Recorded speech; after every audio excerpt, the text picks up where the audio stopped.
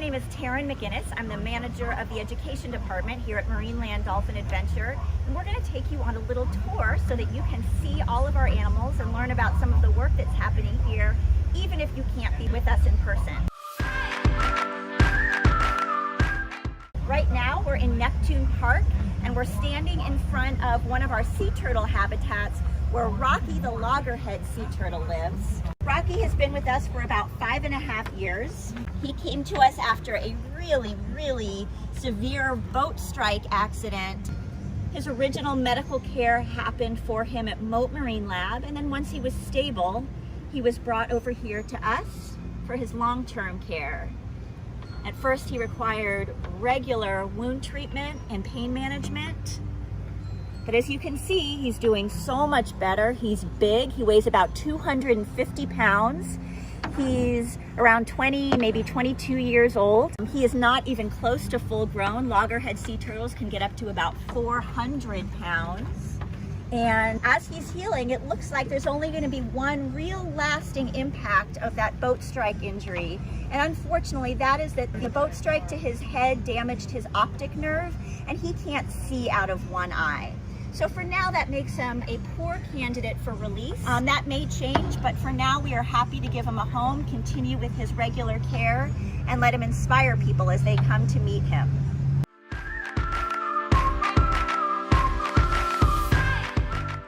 All right, so now we're over here by Pokey, who is our Kemp's Ridley sea turtle. Completely different from the loggerhead sea turtle. A Kemp's Ridley sea turtle is actually the most endangered of all the species of sea turtle, also the smallest. So whereas Rocky the loggerhead was 250 pounds and not even full grown, Pokey is 90 pounds and he is full grown. He's 35 years old, and his story is really unique. He was part of a program called the Head Start program, which was a conservation effort for Kemp's Ridley sea turtles happening in Texas in the 1980s. And the goal of this program was to go and collect wild sea turtle eggs, incubate those eggs, hatch them, and then feed really good food to the hatchlings and just grow them past the size where everything wanted to eat them, right? Sea turtle hatchlings are small and everything sees them as food, and then release them back out into the wild. And so this was happening in the 1980s off the coast of Texas. And so when Pokey was collected, all of this happened. He was hatched, but as soon as he started walking, the people taking care of the sea turtle hatchlings could tell that he wasn't moving quite right. And it turns out that Pokey has a degenerative bone disease that affects the strength of his bones and also his shell. So he requires regular medical care and treatment, and so he was never released, along with all of his siblings who were released as part of that program.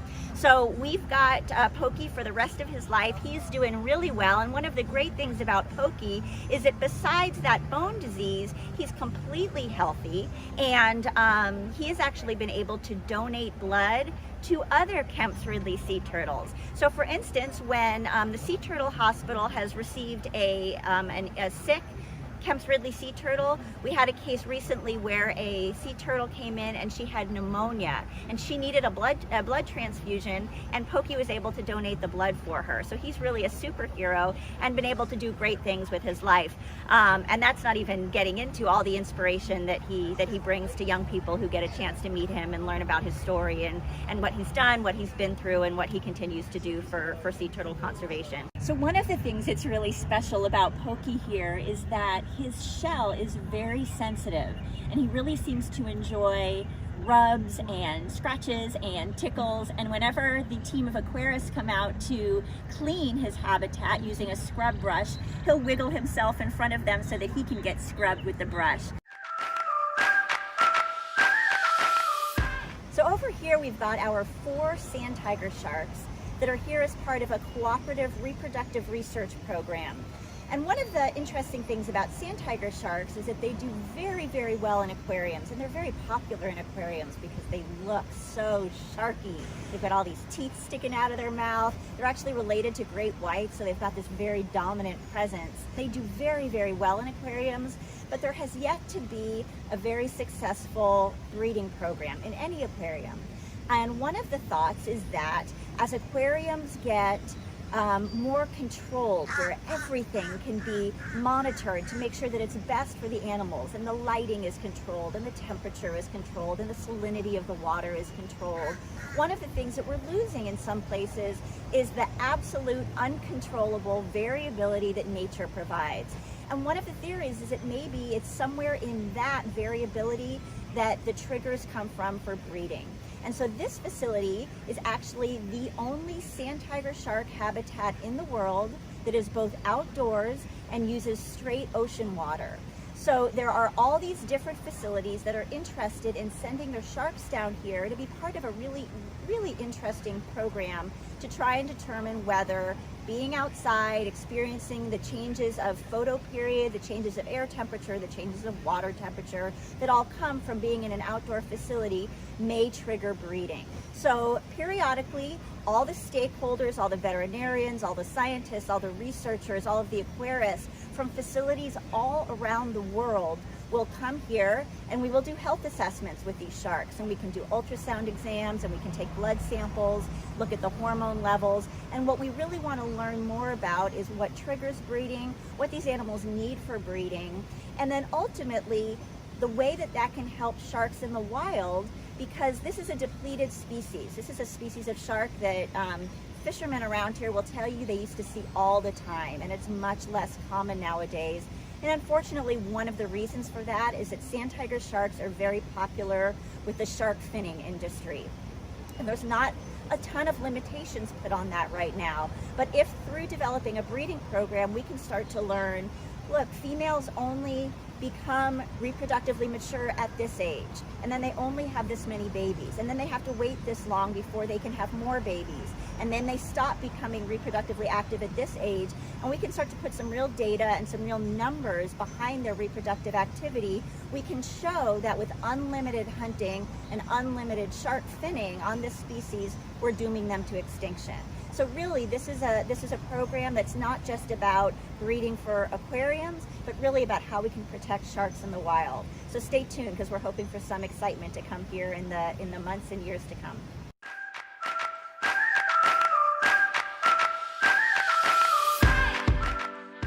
So here we are in our 1.3 million gallon bottlenose dolphin habitat, and we have 15 dolphins living here, and this is where really the magic at Marineland happens. This is where our dolphin interactive programs take place, and this facility here was built in 2006.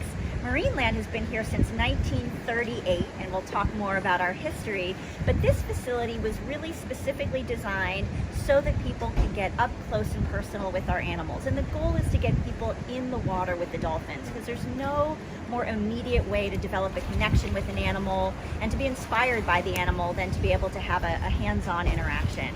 So if you come to Marineland, you will see people in the water with the dolphins. You can be in the water with the dolphins as well. And our water comes directly from the ocean. And part of that is historic. This is actually back in 1938 when Marineland opened. Nobody had figured out how to make ocean water by mixing fresh water and salt and chemicals. So all aquariums that required salt water needed to pump it in from the ocean.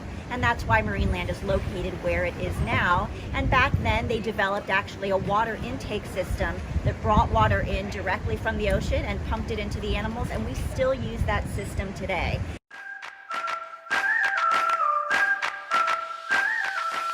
So you can see the dolphins are playing with a bunch of toys right now, and one of the things everybody loves about dolphins is how playful they are.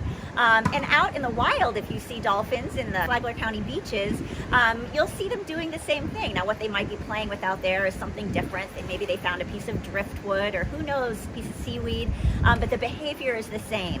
And we have dolphins here ranging in age from young, just maybe a few years old, all the way up until their early 50s. Despite their age, everybody loves to play. Now, some fun facts about these guys. These are bottlenose dolphins. There are so many different species of dolphin, but the dolphin we have here is the common bottlenose dolphin, and the dolphin that you see in the ocean from the Flagler County beaches are also bottlenose dolphins. So this is our local species as well. And here's some fun things to know about them. If you look in their mouth, you're going to see lots of teeth. In fact, these guys typically have between 72 and 104 teeth in their mouth. but they don't chew their food at all. They don't tear their food apart at all. So what do they use all those teeth for? Well, think about what they're eating. It's fish, right? And the fish are wiggly and they're slimy and they want to get away. So those teeth are really great because they form a perfect trap. And in fact, the dolphins have big spaces in between their teeth, in between the teeth in their upper jaw and in between the teeth in their lower jaw. And when their mouth comes together to close, those teeth fit right in between in those spaces, and that forms a perfect trap. So those wiggly, slimy fish cannot get away. So dolphins are really spectacular hunters. They're really great at catching their food, and that's the way that they develop that big, fat blubber layer that they've got. So on those cold days when you don't want to get in the water because the ocean feels way too cold for you, these guys are loving it. That blubber layer is the perfect insulator. And it's just, blubber is just good, dense body fat, and it comes from eating lots of fish. But you know what they specifically like to hunt for and are good at hunting for? Fish that make noise. Dolphins hear very well. They use sound a lot. And so fish like croakers that make a noise are going to be the ones that dolphins find first. So if you're a fish, shh, be quiet. So here we are in our behind the seas area. So when you're down here, there's all different kinds of fish and invertebrates.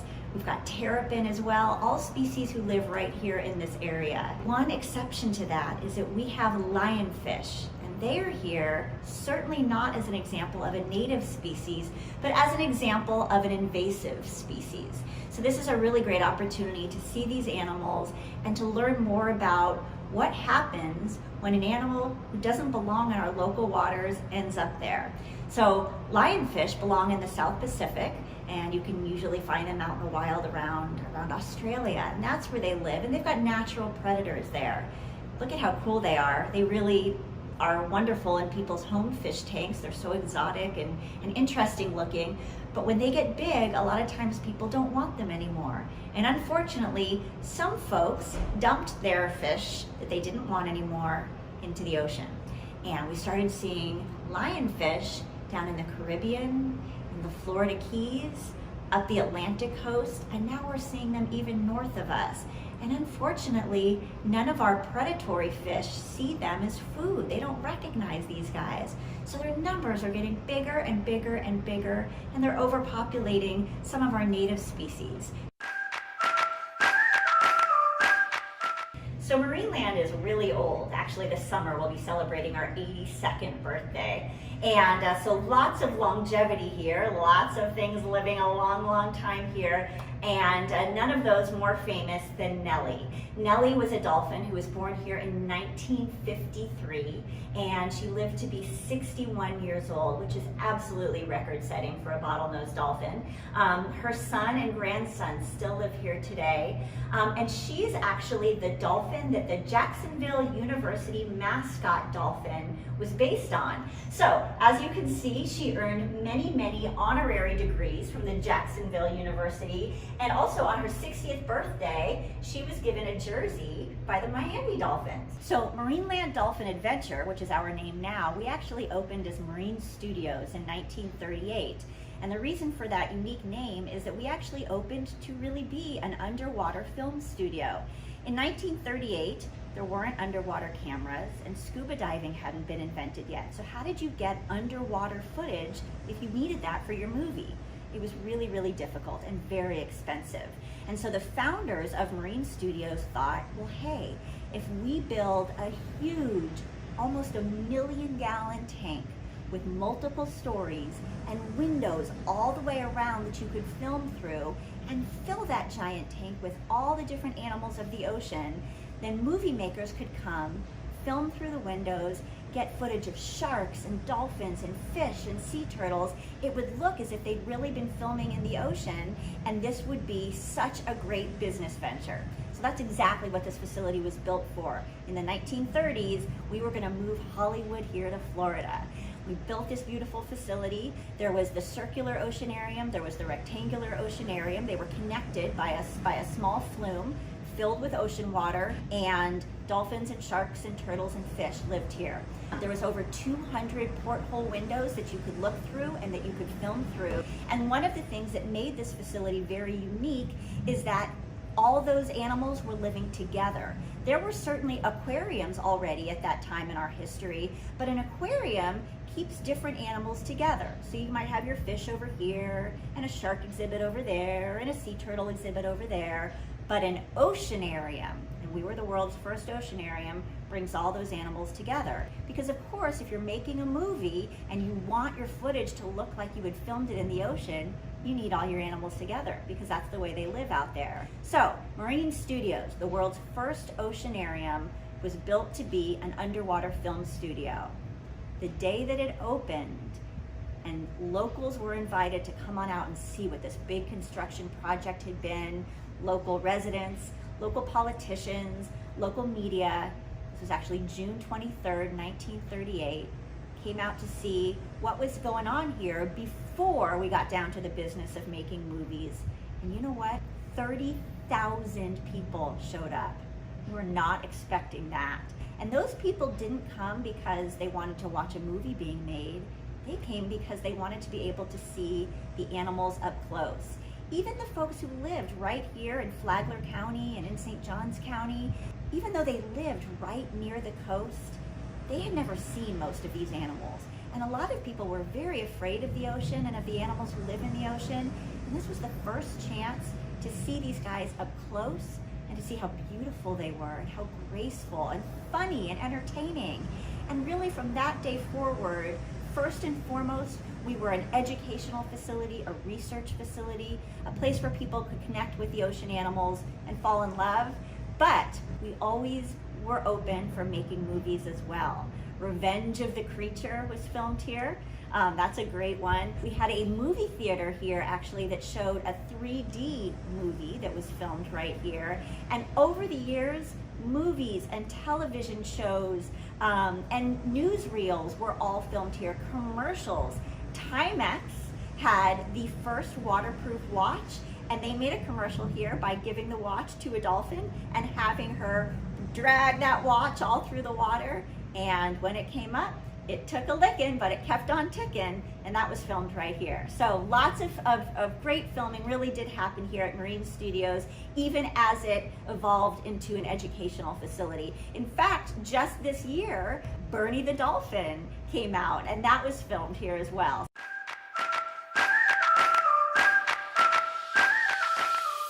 Thank you all so much for joining us on this virtual tour of Marineland Dolphin Adventure. We hope you learned a little something that maybe you didn't know before about our sea turtles and our sand tiger sharks, and of course our dolphins and our behind the seas area. And maybe we got you a little excited for coming back when this is over and we can open our doors to you again. We really can't wait.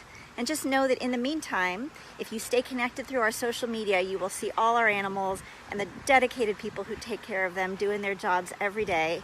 And we miss you, and we'll see you soon.